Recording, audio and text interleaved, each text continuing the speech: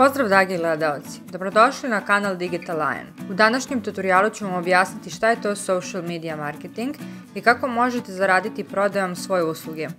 Ako želite da saznate kako, prijavite se na kanal i gledajte video do kraja. Ukoliko ste kreativni i imate iskustvo da kreirate sadržaj, tekst, odlično istražujete ključne reči, znate koja je vaša niša, možete zaraditi 500 € kao početnik radeći sve to za klijenta. Možete biti plaćeni po projektu, mesečno ili na duži vremenski period.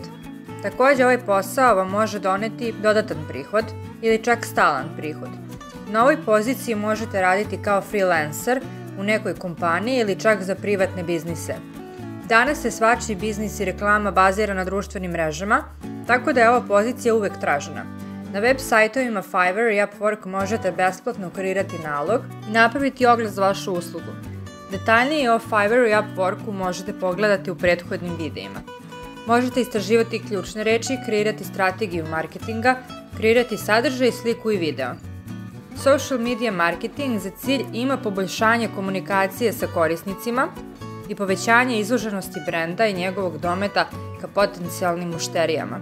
Aktivna promocija dodavanjem linkova, aplikacija koje vode od sadržaja na web sajtu ka društvenim mrežama, kao i direktnom komunikacijom preko različitih kanala, slika, video ili pisana reč. Društvene mreže koje mogu se koristiti kao sredstvo social media marketinga su Facebook, Twitter, Google+, LinkedIn, Instagram, YouTube, Pinterest, TikTok. Svaka od ovih društvenih mreža ima svoja pravila korišćenja koja se razlikuju za fizička lica i kompanije.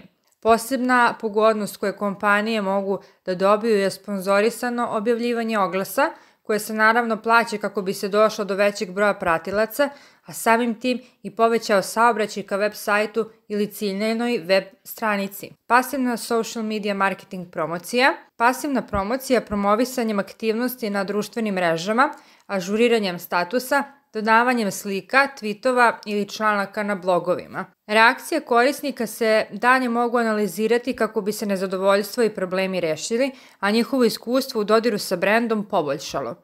Ono što je posebno korisno je to što se informacije dobijaju u realnom vremenu, čime se čitav proces ubrzava i otvara se nova dimenzija saradnje. Ukoliko nemate iskustva, a zvuči nam zanimljivo ova pozicija, u svakom trenutku možete se edukovati besplatno preko YouTube kanala, također upisati kurs i naučiti sve ove veštine koje zahteva ova pozicija i naravno unovčiti svoje znanje. Ukoliko vam se sviđa ovaj video, prijavite se na kanal, podelite nekome kome će ovaj video značiti, a mi se vidimo u sljedećem videu. Pozdrav!